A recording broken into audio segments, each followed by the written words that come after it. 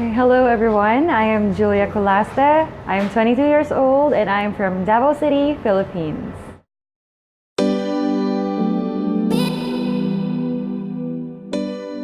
Well, I am currently working as an international medical laboratory scientist in the biggest hospital in the country. It's Southern Philippines Medical Center.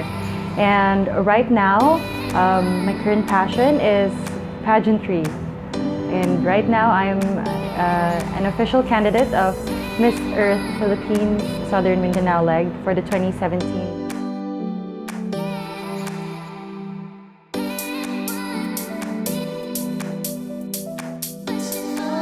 I really want to become a doctor someday, and I really want to pursue specialization in surgery, so I want to be a surgeon.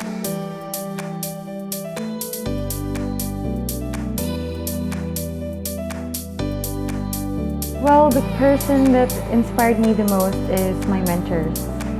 It's because they are the ones who believed in me. During the beginning, I was nobody. I didn't have a title. I was just myself, and then they supported me because they saw the potential that, I can keep up with those girls that are already having a lot of titles, and they just want me to become the best of what I can become. And I'm so glad that they did.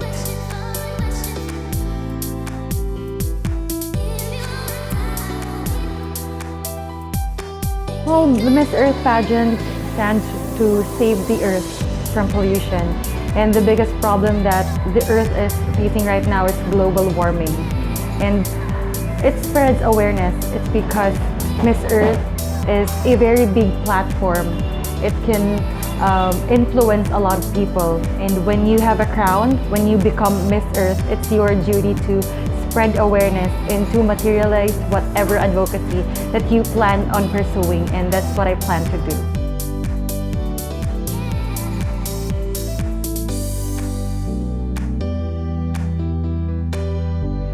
Well, in my opinion, I think it would be Ella Bumanglag.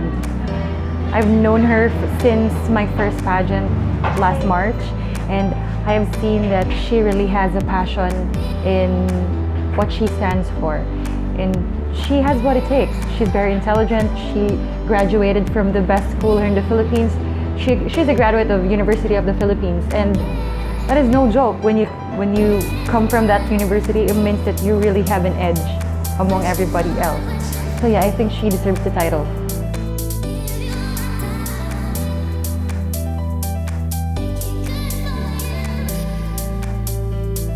For me, it's beauty with a purpose. I mean, like, you have to get your hands dirty. You have to walk what you talk. It's more than just a title.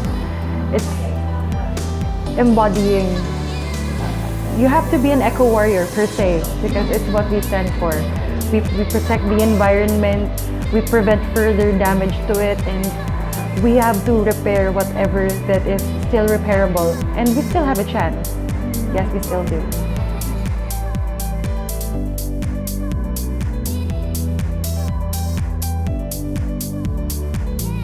Well, if I win the pageant, of course, I want to pursue my advocacy, which is environmental health.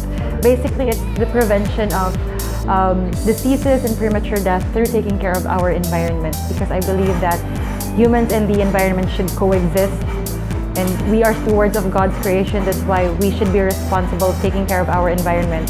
And if ever I don't get the chance to be crowned as the next Miss Earth, I will still push through with my advocacy, considering that I am active in our barangay, considering also that my father is the barangay captain in our place.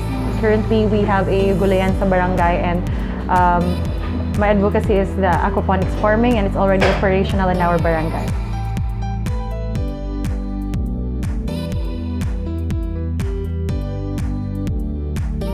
Well, an aquaponics type of farming actually is a hybrid of two technologies. Aquaponics is from aquaculture, which is fish raising, organic fish raising, and hydroponics, which is the soil-less growing of plants. It means that we are growing vegetation and fish, which is a good source of protein, all in one system. Because The biggest problem that we need right now is food. Basically, all over the world, we need food. And because of food, we need to deforestate just to make more agricultural space. And if we resort on aquaponics farming, it's going to be water-wise. We're gonna cut down water consuming by 95%. It's because the water that is being used in the system is the water that the plants actually take in. Plus, we don't use soil. It means it's very viable in urban cities, in places that they have barren soil or like unfavorable weather. And plus, it's gonna be organic. We don't need pesticides or fertilizers for it. It's because the water from the fish tanks are being pumped into the plant grow beds, and then the water from the fish, or the fish water, is being filtered by the plants. When the water is already been filtered, it is being pumped back into the fish, clean and fresh. So it's like the natural cycle of the environment. So nothing is wasted.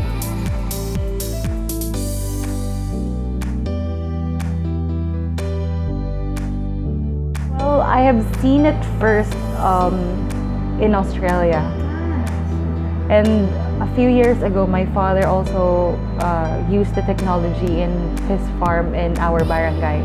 Actually, we have won Gulayan sa Barangay quite a few times champion for Davao City. It's because of the aquaponics type of farming. Because, you know, we need to be healthy, and organic food plus a healthy source of protein, which is fish, is what we need right now. And we need a smaller space to grow food. It's actually like vertical farming.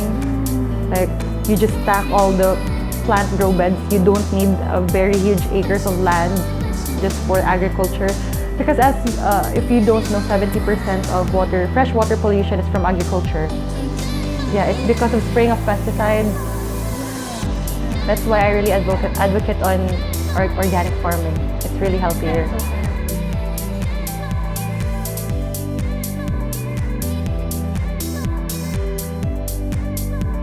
No, actually, there's a study that students in the US has built an aquaponics farm for only $75. That is so good. Yes, it's really, really cost efficient.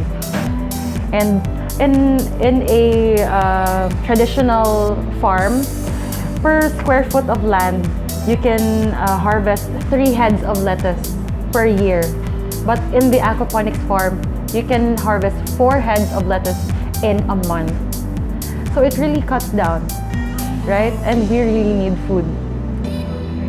This is sustainable. It's what the world needs, sustainability.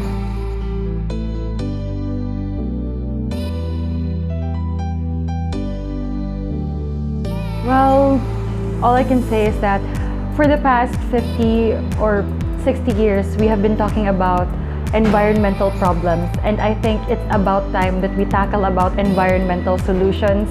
And I do have a solution, and this is it. So please take care of our environment and be responsible.